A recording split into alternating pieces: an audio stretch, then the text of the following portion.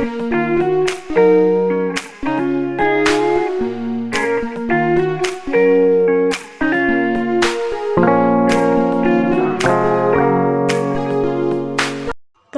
elektromagnetik merupakan gelombang yang tidak membutuhkan medium dalam perambatannya.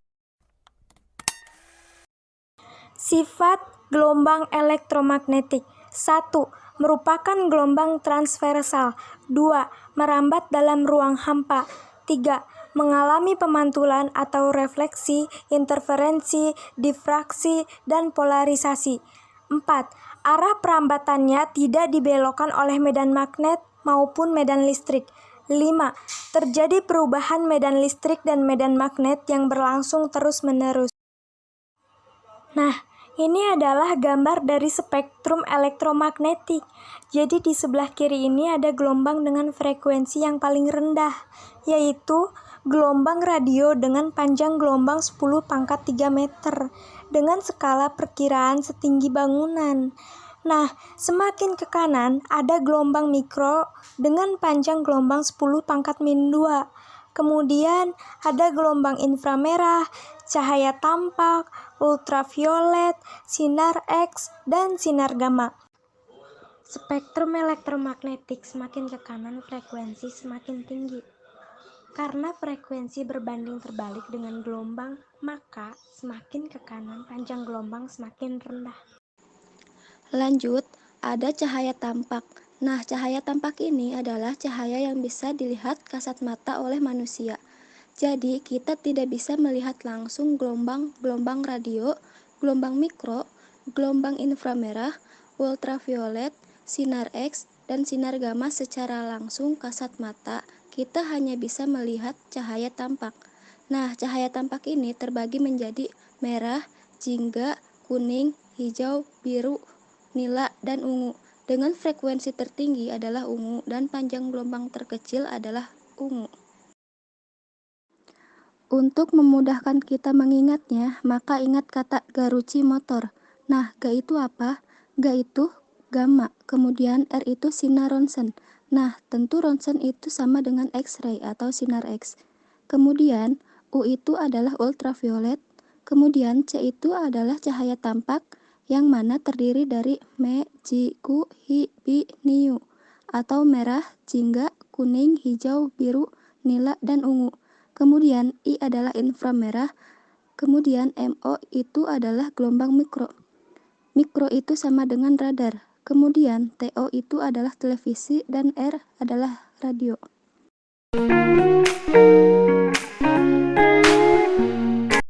Satu, gelombang radio. Gelombang ini dimanfaatkan untuk mentransmisikan sinyal pada jarak yang sangat jauh, mentransmisikan sinyal komunikasi berupa siaran radio dan stasiun TV, pencitraan satelit ke bumi dalam pembuatan peta 3 dimensi. 2. Gelombang mikro.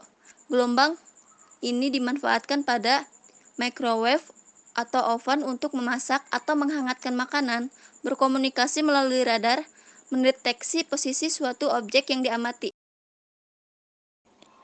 3. Sinar inframerah. Sinar ini banyak dimanfaatkan contohnya pada remote control dalam mentransmisikan data dalam bentuk energi, teknologi pada kamera CCTV atau alat militer yang bisa menerawang di malam hari atau dalam keadaan gelap, digunakan sebagai alat medis. 4. Cahaya tampak. Manfaat yang diaplikasikan dari cahaya ini adalah penggunaan laser dalam serat optik pada bidang kedokteran untuk mendiagnosis penyakit. Sinar laser yang dapat menyalurkan suara, gambar, atau sinyal melalui serat optik. Laser tertentu bisa dimanfaatkan untuk mengelas dan memotong benda. 5. Sinar ultraviolet. Penggunaan sinar UV biasanya dimanfaatkan untuk mengecek keaslian uang dalam dunia perbankan. Pada bidang medis digunakan untuk membunuh bakteri, mengeringkan tinta dan resin. 6. Sinar X. Fungsi dari sinar X antara lain, umumnya dalam dunia medis, untuk mendapat pencitraan melihat organ dalam tubuh dan tulang atau ronsen. Digunakan dalam dunia manufaktur untuk mengecek kecacatan, mengecek kualitas produk, Mengecek kualitas dari batu permata dan kristal. 7. Sinar gamma. Sangat langka untuk kita temui. Manfaatnya ialah dalam dunia medis digunakan pada alat pemindai atau CT scan. Menyembuhkan penyakit kanker dengan metode operasi pisau gamma. Radiasi sinar gamma juga digunakan dalam bedah syaraf, digunakan untuk membunuh bakteri dan virus. Dampak negatif dan bahaya dari gelombang elektromagnetik diantaranya adalah 1. Menyebabkan pertumbuhan berbagai jenis tanaman menjadi lambat dan bahkan kerdil akibat radiasi gelombang pendek atau UVB. 2. Menimbulkan efek stres pada kimia syaraf otak yang diakibatkan oleh pulsa microwave. 3. Menyebabkan kulit manusia tersengat, merubah molekul DNA, dan memicu kanker kulit jika terjadi lubang ozon yang mengakibatkan radiasi UVB dapat menembus permukaan bumi. 4. Menyebabkan sakit kepala, kelelahan, hilang memori, dan memicu kanker otak yang diakibatkan oleh radiasi HP yang berlebihan. Yang kelima, pemaparan berlebihan terhadap sinar UV dapat mengakibatkan sebagian besar garis-garis wajah menjadi berkerut dan keriput.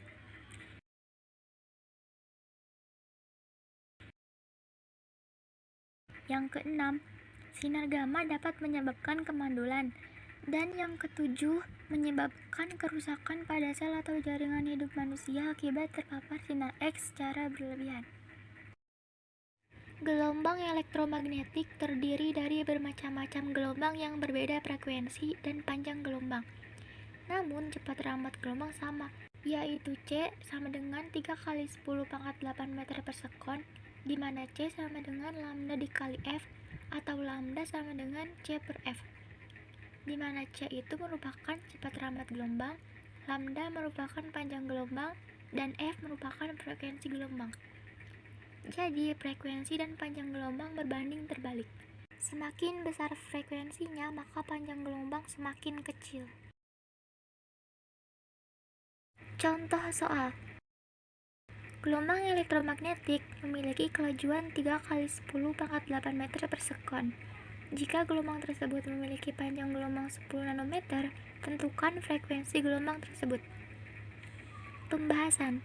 Diketahui, C sama dengan 3 kali 10 pangkat 8 meter per sekon. Lambda atau panjang gelombang sama dengan 10 nanometer jika diubah ke dalam meter menjadi 10 pangkat min 8 meter. Ditanya, F-nya berapa atau frekuensinya? Dijawab, frekuensinya bisa kita cari dengan menggunakan rumus berikut. C sama dengan F dikali lambda. Maka untuk mencari F itu sama dengan C dibagi lambda, yang dimana C itu sama dengan 3 kali 10 pangkat 8 dibagi 10 pangkat min 8, sama dengan 3 kali 10 pangkat 16 Hz. Jadi, frekuensi gelombang tersebut adalah 3 kali 10 pangkat 16 Hz.